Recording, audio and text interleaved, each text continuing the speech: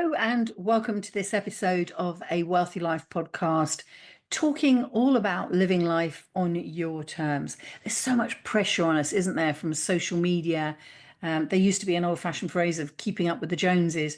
That was only your neighbours or somebody in the village. Now you're trying to keep up with the entire world and what they're doing, and it's all fake.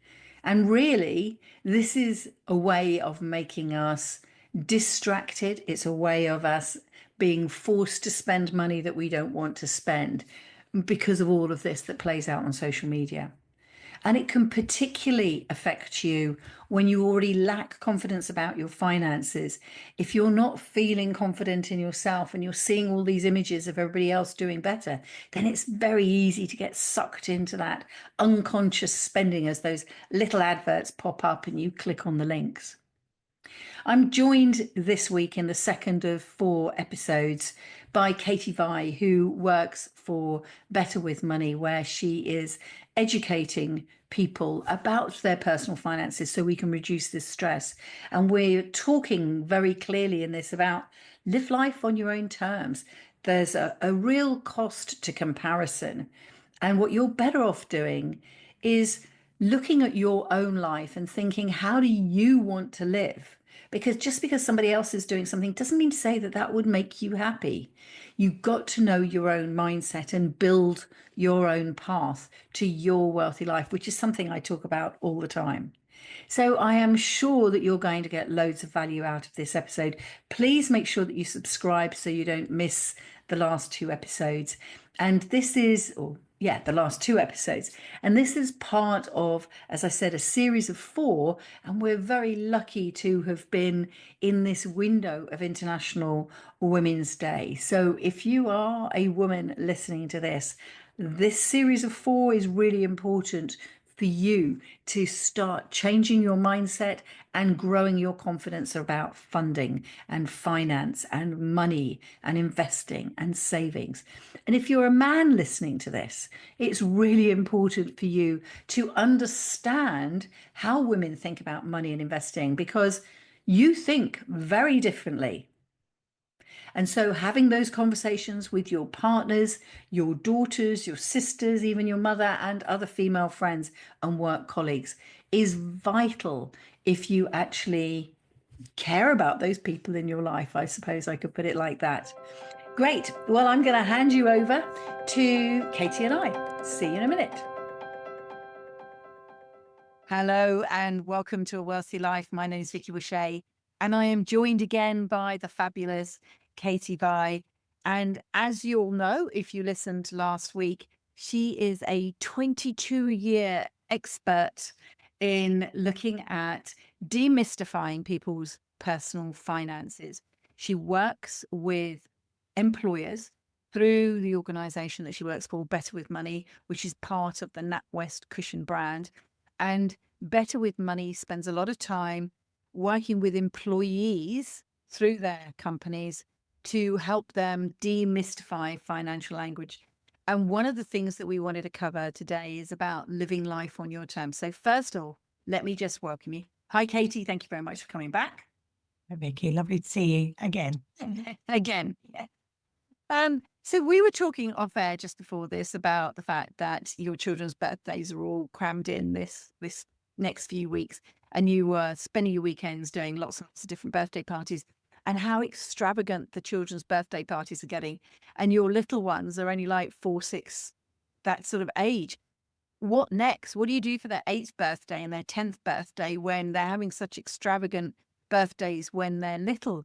And it brought up for me this idea of sort of living the social media lifestyle. This, in the old days, we would have called it keeping up with the Joneses, keeping up with the neighbors. This idea of the neighbor got a new car, so you need to get a new car. The neighbor got double glazing, you get double glazing. The neighbor goes on holiday, you go on holiday. That sort of idea that your sense of well-being is only qualified when matched against someone else. And of course, now with social media, that is where it's shifted to. Social media, if it's happening on social media and you're not living that lifestyle, then what's wrong with you? And to really sort of have that conversation about how that's impacting everybody's finances. What's your take on that? Yeah, I think it always makes me smile. And I heard you say sort of keeping up with the Joneses, because that used to be my maiden name as well. So always when I used to hear examples of that, it always used to make me smile. But yeah, I mean, look, I think since we've moved into the social media landscape, it very much is that image being portrayed, isn't it? Around everything's glitzy, glamorous, and the best. And I know even now it can make me smile when I sort of see the perfect image of the show home and the new trend around them saying that behind me, is almost how the reality kind of looks. It's almost like Instagram versus kind of, reality. And it's, I can totally identify with that as well, with my own children. If I upload something, it's obviously the best of kind of their behavior or what they're doing. And absolutely not the kind of tantrum that's been happening before. But yeah, we were having a good conversation before around sort of my weekends that have just been very much dominated by sort of 6-year-old parties at the moment. Sort of all the NCT group that they grew up with are obviously turning sort of 6 at the same time. So it's been this kind of since Christmas, just we're on this roll of birthday after birthday and all of the really quite incredible venues that they've got to go to, whether it's sort of go-karting one week or clip and climb another, into a salon where they all had their hair curled and dressed as princesses and nail varnish on, which as wonderful as it was, sort of led me to think, where do we go from here? When they then get to 10 or 12, 14, sort of, where do we stop with these types of, experiences and again, the expectations that get set. But yes, I think it's definitely become quite a front of mind for me at the moment, given that all my weekends have been sort of involved in these parties.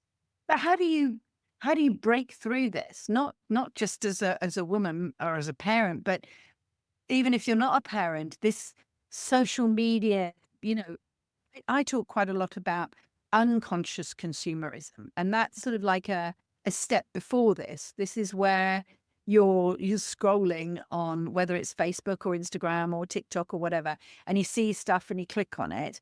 And I still have occasions where I see something and I click on it, and then that they pound you with adverts after that, thinking that if you haven't bought this thing, I'll get you to buy something else. And you have to really go in there and try and stop the adverts. But whenever I click on that, and I've clicked on some things where I've seen a dress or a jacket or a pair of shoes, and then had it delivered, and it was cheap and nasty, or it didn't fit, or it was nothing like the picture, or quite frankly, I look nothing like the model in the photo once I put the thing on, that type of stuff. But I still got suckered into it, and I'm thinking, why did I do that? And now my evening fun, if we're not watching TV, is to click on a link and to actually look at how clever AI is. I mean, they did a clip just recently of Adele being interviewed by Graham Norton on her weight loss journey. And I only watched it in order to see how they had faked this. So if you didn't properly pay attention, or you'd never watched Graham Norton, actual clips of when she was genuinely there, so the wider student shot, there's Adele and the 2 other guests and Graham Norton, it's very definitely his set. And I remember the clip, but then when she comes in close up, not too close, but close up, and it's her speaking, it's not. And her voice is ever so slightly not right, but the face looks like Adele's speaking the words, and shockingly how we are now going to be tricked. So it was bad enough before, which was you need to buy these things because you're missing out if you don't. And there's all the psychology of buying and scarcity tactics. And there's only 47 left, or it's only this amount of money for the next hour, and the ticker tape counting down. But now we're going to have fake celebrities. And what was the other one I watched? An American talk show, because then I got caught in this series of adverts. Morgan Freeman talking about how something had reversed his type 2 diabetes, where again, he was being interviewed genuinely on an American talk show, but then when it was the close-ups and he's speaking and the voiceover wasn't quite right. how are we ever going to, I don't live life on our terms? What's your take on this? How can we break through this? I think there's a couple of things when I sort of worked with, employees and sort of done money coaching and just sort of, hearing some real best practice, to sort of go, actually, that's great. That's a really good idea. I think sort of limiting social media exposure, is Yeah. one of those, kind of tricks. I think it depends how you are as a person. So if you are somebody that finds that through watching people's glamorous kind of stories and the best of every scenario is really making you feel, uncomfortable, insecure about sort of your own world, then actually distancing yourself away from that kind of toxic environment. I think for me personally, I don't have that experience with social media. I think for me, it's lovely to sort of catch up, with people's posts and stories and things, because the reality is I'm not going to ring everybody sort of every day to ask how their children are or what they've been up to. So to sort of see those snippets for me just gives me that validation of they're safe, they're healthy, they're well. But like with all of these things, you put a little bit of a pinch of salt around. Well, of course, you're seeing the best example of everything. So social media for me is more of a connector, and more of a keeping in touch mechanism rather than using it to sort of model my own life around. But certainly for employees I've spoke to that have felt that they've needed that kind of digital detox, it's worked really, really well for them. So I think that's one area around how much do we want to expose ourselves to a toxic trait? And if actually we know the rewards don't kind of outweigh the pleasure that we get initially, and it's actually causing us, some real upset and destruction, then we come away from it. So that's sort of one area. I think for me, with my children, just personally, again, it's around sort of just having those really open conversations around their age, setting expectations around how they're going to be celebrating their birthday, what they can look forward to, but also not kind of, precluding them really from that reality of what these things cost, Um, and I know just for the listeners, Vicky and I had a conversation earlier where I was saying about, my daughter just out of nowhere suddenly had a question about what her Disney castle cost, when she was bought it for a birthday. Now, the reality is I actually bought that through Vinted, so via a sort of secondhand route. But I just told her £100 because that's pretty much what the retail, value was of these castles new. And even at 6 years of age, she had a real understanding that £100 was a lot of money to her. Mainly because when she's seen aunties on the weekend, they bumped her kind of £5 to go and buy one magazine, even if you can get that now. But so to her, £5 is still a lot of money.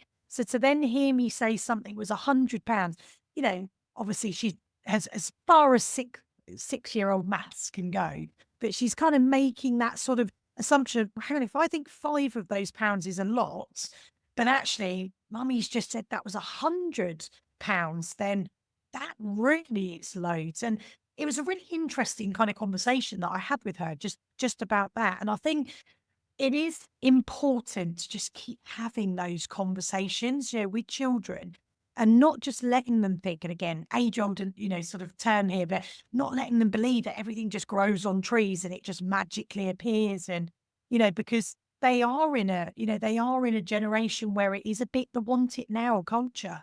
When I need something, I can go on Amazon, I hit the button, I can even have it delivered next day.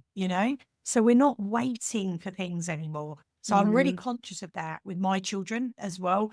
And I guess, given the fact I sort of head up Better with Money, I always like to practice what I preach. And it is about making sure children are in on money conversations and that honesty piece right from the start. So I think, a couple of things that sort of remove yourself from social media if it's not serving the right purpose, or if it's leading to kind of some financial kind of destruction on the way. But I think also making sure that we are staying real as people as well, and bringing our kids or our partners or family members into those conversations so that we're not buying into the image that's sort of on social media, and we're actually keeping things affordable, realistic and appreciated, as well. I mean, that really ties back in with the conversation we were having last week about communication, and we were just talking about, the difference with older people not having those open money conversations, and yet you through work are finding that the younger people are, and then listening. And as you say, you need to do it to sort of be ethical with your job, that you're having those conversations with your daughter, or otherwise actually your daughter is having those conversations with you, is already starting that openness with the next younger generation. And I mean, I remember when I was, my kids were much younger, is them coming home from school and saying to me one day, "Oh, we rich, mummy." And I was thinking, where'd you get that from? Well, because we have lots of holidays. And at the time we were living in social housing. I just had my university lecturer job, but because I worked, and here we go again, linking back to last week's conversation, because I worked part-time, because I had the kids off school during the summer holidays and I needed to look after them, I was enabled at the time to claim benefits. So I received wages when I worked, and I got benefits for the 6 weeks of the school holidays. So we would get benefits for 6 weeks and I would work the rest of the time. And I budgeted everything I had, because before all the apps and everything, before all these, fancy phones that we can have in our hand, I literally had a piece of paper on the side as I came home, and every day I wrote down everything. And this is going to make me so old. I even wrote down when I put 10p in a phone box. For those of you who don't know what a phone box is, it was the thing that we had to go to on the street if we wanted to make a call when we weren't at home, and you had to put money in it. So, they were red. You might have seen them used as planters nowadays.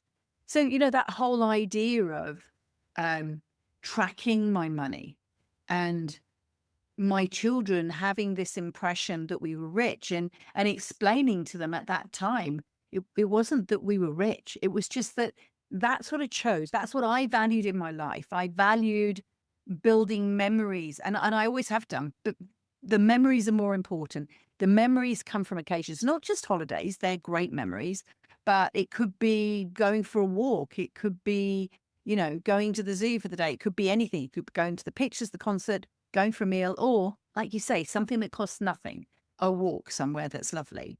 And those memories for me have more value than stuff.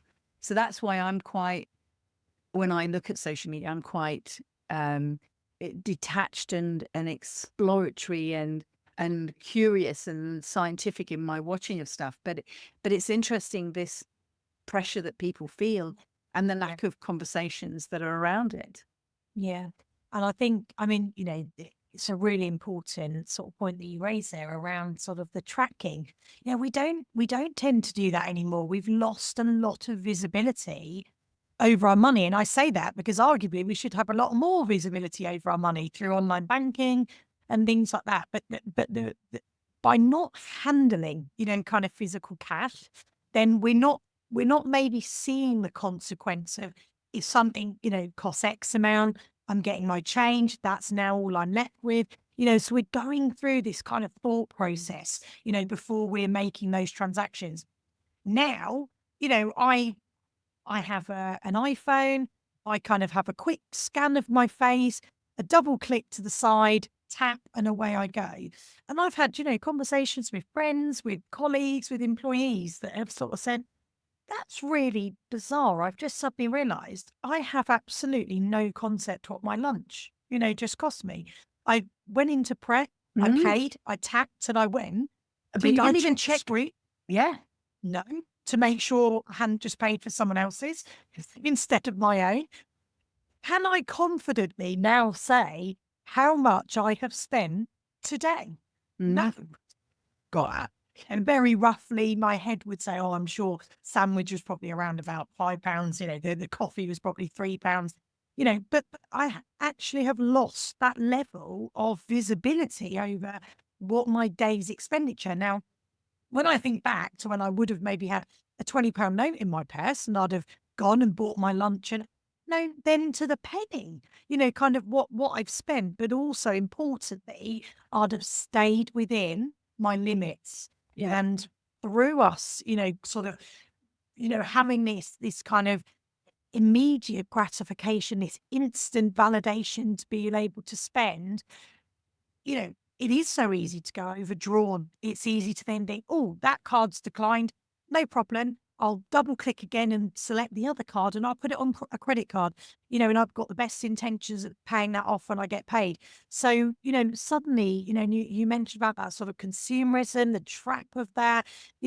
We are in a generation where everything is being made easier and quicker for us to spend.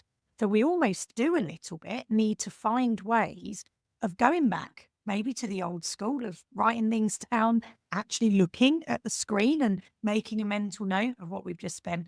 But also, being far more conscious around what we're doing, why we're doing it, and sort of censoring that, putting some barriers in front, whatever we can do to stop us from just so quickly and impulsively kind of making that purchase. But it's everything the marketeers are doing in order to make it easier for us. There was a phrase, and I can't remember what the phrase was, and I watched it. I watched a documentary about marketing, and the idea is to make it as simple as possible for someone to pay, to remove all the barriers. So what you've got to do is make everything about your online interaction and transaction simple. So here's the advert. This is what you've got to do. Here's the big buy button. And then you look at it now, even if I buy something here on my computer, so I've just like rebought my vitamins, it's saved my credit card details for me. So all the time it's doing that. And I totally agree with you. Whether you end up working with me as a client or you just book one of the complimentary calls that I do with people, one of the things I'm going to do is send you a spreadsheet and make you track your money. Because getting back to that tangible, writing it down. So there's stages. So you do it on the app and it's too easy not to do it. And there's plenty of apps that will track your money for you. I know that when I look at my Amex card, I can just log in and I can see what I've spent. But what I'm not seeing in terms of what I've spent is what I've spent against budget. And that's what an Excel spreadsheet will do for me. What I had planned to spend in this month and then what I've actually been spending and then a running total of how much I've spent against my budget. And that's something that you can do on the computer. But at the very simplest, you pick up a sheet of paper and you start writing down on the sheet of paper. And as you say, if that really doesn't work for you and you're struggling to control your spending, go back to the original way. Put some actual notes in your purse and give yourself a budget. So, for example, you mentioned your sandwiches and eating out. And quite frankly, if you're in debt, you need to knock that on the head and be making your own sandwiches. But if you're not in debt and that's something that you treat yourself to, it's a little convenience for you and it's worth the money. And let's say it's £7, then £7 a day is £35 a week. And then that works out to 140 for the month. You take out your 140, you put it in a pile, and then you work your way through that money as the week goes on and as the month goes on. And if you're overspending, when we get to the last 2 days of the month, you're either going on a diet or you're bringing something from home. And that can be ways that you can control yourself because, you don't see the consequences of the purchases you're making. You don't see the consequence of the tap. Nothing's got any feel to it. And it's when we've lost that touching money thing that I think that we lose touch with our budgets. And then that's it. Then the door opens and you're off down a route that can cause you to be living a life that possibly isn't making you happy. And if it is making you happy, it's also making you miserable because you're in debt and you're overspending. So either way, the sum total is that you're not happy. And you've got a house full of stuff. And the irony, like in the area where I live, we are now building our second and third storage units, big yellow, red box, all of this sort of stuff going on. So people are now spending money to store stuff they spent money on that they don't need so that there's room in their house to buy more stuff that they don't need. It's mad. It is. It's so easily done, but like you said, it is that kind of visibility piece is quite key. And I know even through the nature of, a lot of my work as well, it's, lends itself to what you were saying, Vicky, around, just getting people back in control of the basics. It's really interesting when we talk about sort of personal finance, sometimes. And, everybody wants to jump straight to the, oh, I should be an investor. I like the sound of being an investor. What does it mean? How can I have a sort of sophisticated investment strategy? Well, the reality is we can kind of park that to one side if we're not getting the basics right. And for many, for many of us, we all benefit before we sort of need to run. We want to run before we can walk. And, but there is that natural progression. And we need to take a step back and say, actually, I am just going to sit down and I'm going to do, I always call it the bank statement challenge. So we're going really old school now, but it is about actually getting the paper copy of your bank statement, whether that's downloading it and printing it off or going into the branch and asking them to print it, or you may still be in receipt of them. Highlight a pen, highlight every single entry, line by line, then lift and drop that amount into spreadsheet, budget planner, piece of paper, whatever works. Because in no uncertain terms, in one day, if you are someone like myself that can be quite guilty of the scan of the face and tap and go, when you see the volume of entries in one day that have just gone, and it might only be £3 here, £6 over there, £1 somewhere else for your parking, whatever it may be. But when you actually look at the volume of entries just in one day, it is horrifying. And it certainly is for me. And I take myself back to that place quite periodically because I've got savings goals, I've got things that are far more meaningful that I want to save for. So I'm like, actually, let me see how I've done kind of this month and where's it maybe gone a little bit awry, what's happened. And every time, and I've put so many controls in, so many barriers, but I still get astounded, particularly by the days when I'm working field-based and I'm out and about. That tends to be when, the multiple kind of hits come in. And fortunately for me, I work from home quite a lot. I base myself in clients' offices very frequently. So it's unusual for me to be just sort of out and about in between meetings. But what is very clear is that's when it can go wrong for me. So when it is a day where I'm going to be on the road and I'm going from multiple places, unfortunately, I will be in a service station. I am paying over the top prices for things. So again, that then becomes the kind of behavioral challenges that I can recognize, but I can only recognize it because I can now see it. Yes. Because it's so there, I've got no option but to think it's going to be one of those days. I do need to fill up my coffee mug before I go. I do need to make my sandwiches and take them because it's just unnecessary. And, like we were saying, if it was a small token amount, you might just absorb it and not be concerned. But actually, when you look at all of those small unnecessary expenditure, you add them up over a prolonged period of time. You even look at that then annually. That really can be quite upsetting when you think that could have been a family holiday, Yes. that could have been the difference that was made somewhere else, but instead, what have I got to show for it? A few extra pounds on the scales, because sadly, that's all it equates to in my world. Because it's cake, sandwiches, coffee, it's all the nice stuff that doesn't do me any good, either, whether it's financially or weight wise. So I can totally, it's so easily done. I can totally empathize. When we go up to Liverpool, we had the same thing, which is we would set off from home and then we would make it down towards Birmingham and stop my favourite service station, which is Norton Keynes, and stock up and get our Starbucks and a muffin or a cake or whatever it is, which is not something you really need to be eating.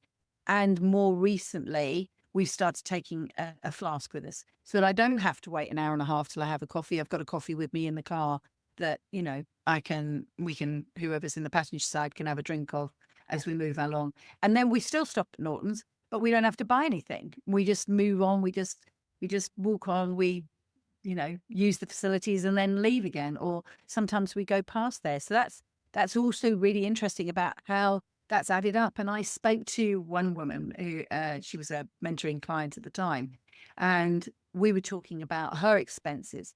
And when she filled the form out, she has a dog and she takes her dog for a walk every day. And what she does is when she leaves, she goes to the coffee shop and she buys herself a coffee and she walks with her coffee. And then she added up that that coffee was costing her £3 a day. And she does that every day of the week. So that's £21. That's in excess of 80 quid a month. You know, that's a good meal out for her and her husband somewhere.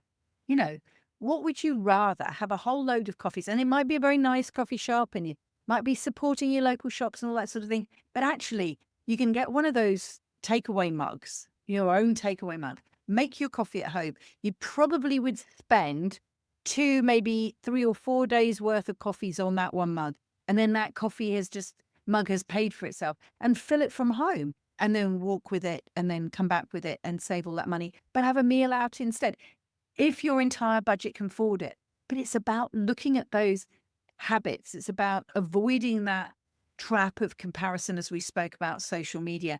And then that shift in your head going, actually, I'm not going to let money, I work hard for this, to let it slip through your fingers because you're being tricked into this unconscious spending habits when you can actually make that conscious through a shift in the way you think. And the shift in the way you think is, now we're making it clear to you, we're raising your awareness. The next step you've got to do is take action.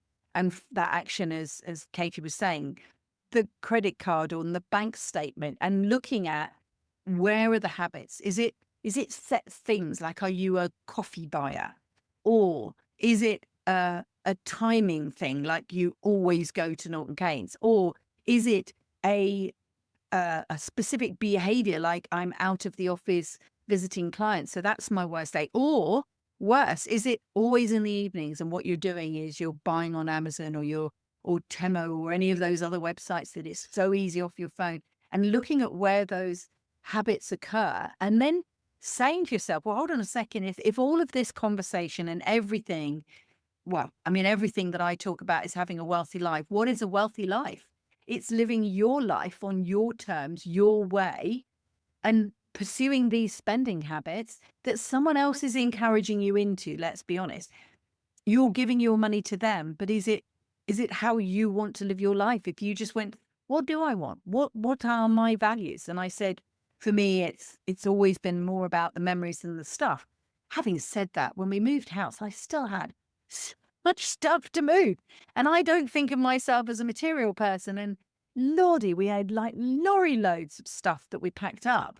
And it was a shock. Here I am saying, oh, I'm not materialistic, but man, have I got stuff everywhere, you know? And then just that wake up for my own self, even though this is what and you don't think you can do this once. You got to build this in as a habit. Yeah, it was interesting actually. I remember working with a client some time ago, and they use online, you know, a lot to kind of order children's clothing, you know, things from Amazon, packages arriving pretty much every day. And interestingly, the challenge for them was actually returning the items. So as easy as they found it to order, and they'd order multiple sizes and you know, different colours and all sorts of things. And it was this conversation we're having about from a budgeting, and they were like, my New Year's resolution is to actually stop ordering things now online and to go into shops. Okay, how come? You know, what sort of led to that? And they said, it sounds crazy given how easy, you know, sending stuff back should be. But they were like, because they're so time poor, they end up never really packaging them up, getting them sent back. And then it's only when it occurs to them, all of those dresses have not gone back, or, you know, the stuff that I ordered that was wrong, that I don't need anymore from Amazon, they'd then run out of time to sort of return it. So they're in this vicious cycle of not only either accumulating stuff that was still in boxes that would then go out to the garage in the hope that they would use it, or giving it over to friends' children because it was, you know, the wrong sizing, or selling it, you know, going on the likes of Vinted and secondhand sort of websites, you know, marketplace, to sort of get rid of things. But they said it was almost this kind of discipline around, just not returning things until it was then too late, or the parcel had stayed in the boot of the car, obviously got forgotten about. They lifted the boot in the car. I was like, I meant to take that, to the post office, and now I can't take it back. And interestingly, they had an example of one of the kind of cheaper websites that now is sort of being used quite a lot. And I think it was either Shein or one of those. But they were basically saying that what they didn't realize was that when something was on a sale price, it meant it couldn't be returned. So they ordered a whole load of clothing and then were like, quality not great, or the sizing's not right, I'm going to return it. And when they went on the website, it said, no, it basically is under a policy. So again, in tiny, tiny writing that probably nobody ever sees, that because it was already at a sale price, it actually can't be returned. Now, they had allegedly ordered significant amounts of different bits and pieces, and suddenly half of that all couldn't be returned. So it is, it is designed to make processes simpler, to get us to spend quicker.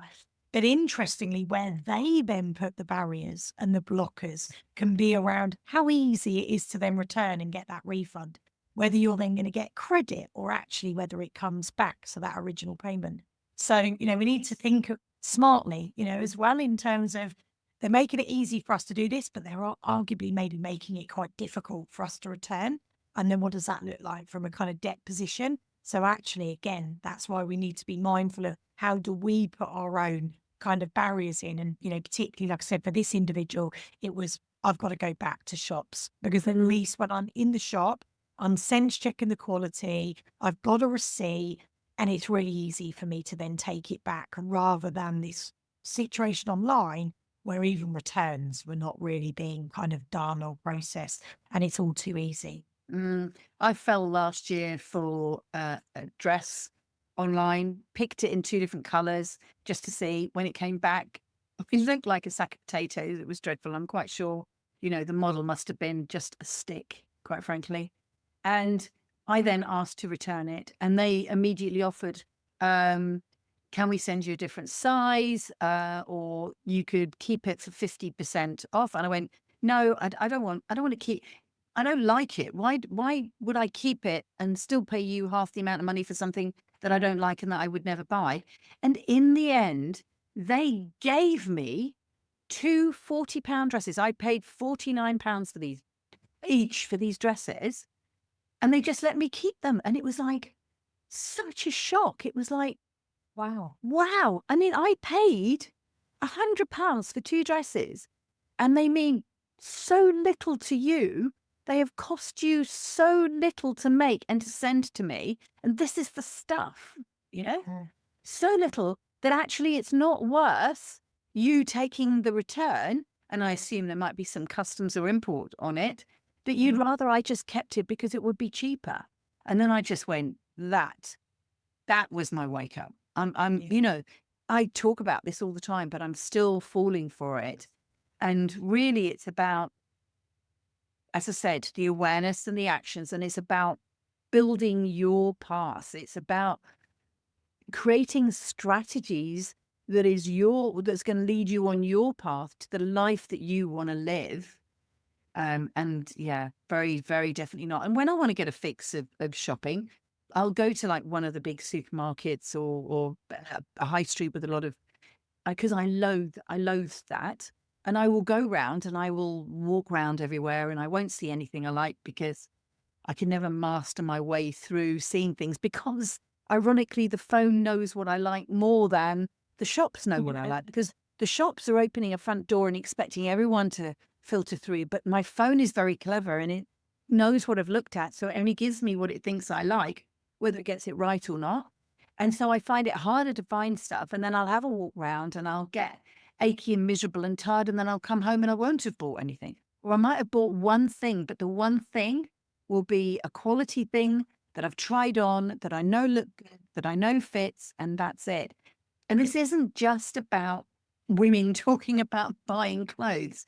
This is everything about your life. It's about, what are your budgets? And Katie mentioned it back before about having pots.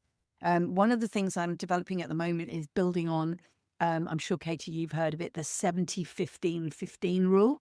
And I don't I don't think that's quite enough, quite right. And what that means basically is that the 70 rule is that you look at 70% of your take home pay, and your goal is to get all of your expenses within that. And then what you have is you have these other pots. And what I'm going to do is I'm building those pots out into 15, 5, 5, 5. And the 15 is your resilience pot. And if you do not have 6 months of that 70% number saved up already, that's what you focus on now. You don't have any coffees out. You don't have holidays. You don't book anything else. You don't invest. You can't invest because you've got to have your spare money of what if something happens. Once you've got that, you can then shift over to dealing with the other things, and you move that money then over to investments, and you've got 20% of your money going into investments. 10% then is split equally between fun money, which can be your holidays or your meals out, and 5% towards things like if you've got to replace the car or the boiler, or saving up for planned expenses like birthdays and Christmases. And you put all the money and you automate it.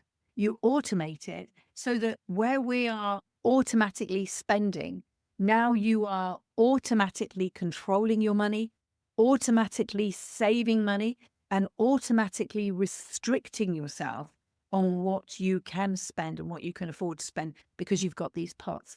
And I've done this for years. I've had because you can change the name of your bank accounts.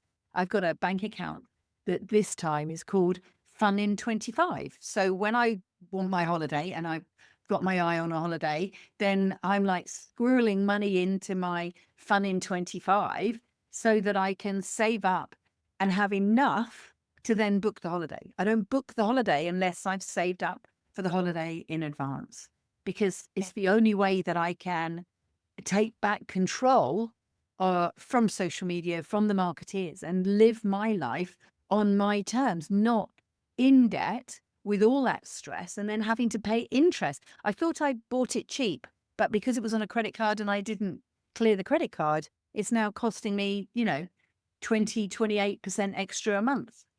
Yeah. And that is really important as well. It's easy. It's not a problem, if somebody does, seek enjoyment, from, like you said, that local coffee shop that they almost look excited. I'm in the office today, and it happens to have a Gales, and that's always my kind of one-off treat. But if that's something, you get enjoyment from, it's measured, it's not sort of impacting on anything else, there is no problem around that. But I think, it's key around mapping out your goals and your ambitions in the short term, in the midterm, and in the long term. And then whatever your wider kind of social world is doing, good for them.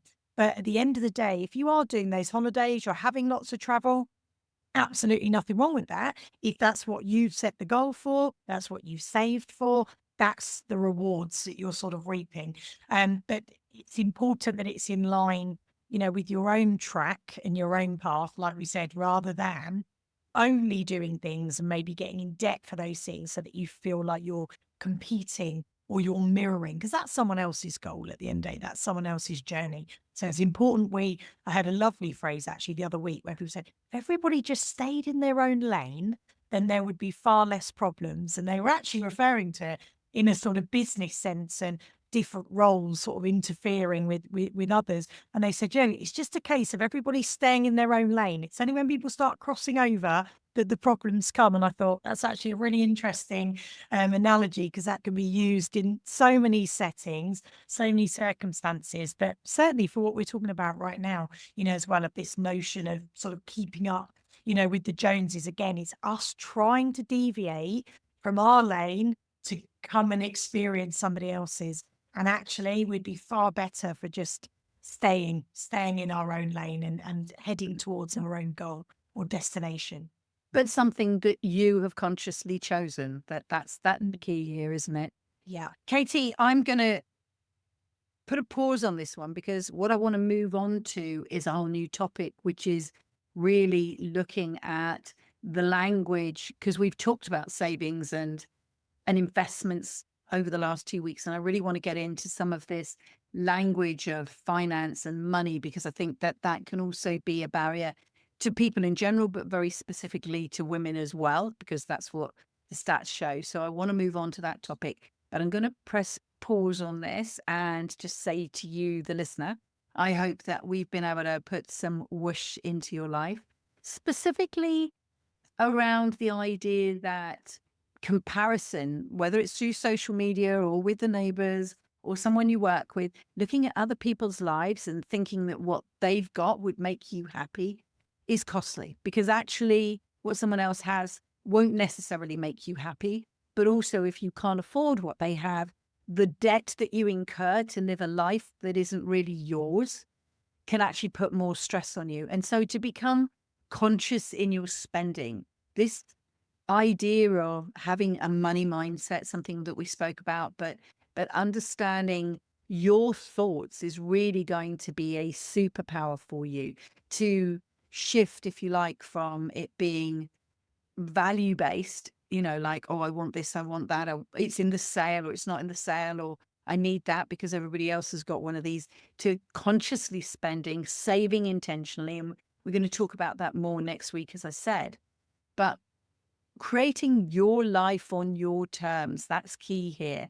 So whereas before last week we were talking about awareness and communication and taking small steps, here, if you like, the awareness is around comparison and how everything is trying to separate you from your hard-earned money. Remember, you've put time into that money, and not to be unconscious in your spending, and then to look at your mindset and go, well, hang on, how do I want to live my life? And making those choices. That power, that empowerment that you get from taking control of your finances is huge. And yes, if you follow our advice, it's going to be about getting more physical with your money, maybe spending it as pound notes, maybe printing it out and using that highlighter pen and looking for patterns. But that's where the power is, in that awareness. And that's I think what Katie and I want for you. Yes, definitely. Yeah, absolutely. So, Katie, thank you very much for this week's episode, and I will look forward to speaking to you next week. So, as I said, make sure that you subscribe and that you follow, and maybe even leave us a review if you've enjoyed our conversations and found them beneficial. And next week, we're going to be talking about the language of finance and start to demystify some of these terms, so that, again, looping back round, we can raise your awareness and build your confidence with money. Thank you very much, Katie. It's been a pleasure. Very sobering, that episode, really thinking about the impact on our lives, on our mental health, of comparison, of thinking that you should be doing something else or having something else or living in a particular way or even feeling in a different way. The best thing out of all of these conversations that I've had with Katie is the sort of the theme that runs through it, and it's about speaking. And we know how important that is for mental health. Whatever you're going through, whether it is something other that is affecting your mental health, or whether it is money and financing and savings, and maybe from a lack of understanding, or you actually understand the position you're in and a lack of strategies how to get yourself out, talking to people who can help you is absolutely key. And there's a phrase sometimes, it's not just talking to the person down the pub or maybe the mum at the gate of the school. It's finding people that actually understand where you are and are in a position where they can offer you access to education or advice or strategies that can help you move forward. So build life on your terms, build your wealth your way, and communicating is the best way and the best cure for comparison. I hope you've got loads out of this episode. Please subscribe and don't miss next week's episode. My name is Vicky Boucher, and I will see you again very soon.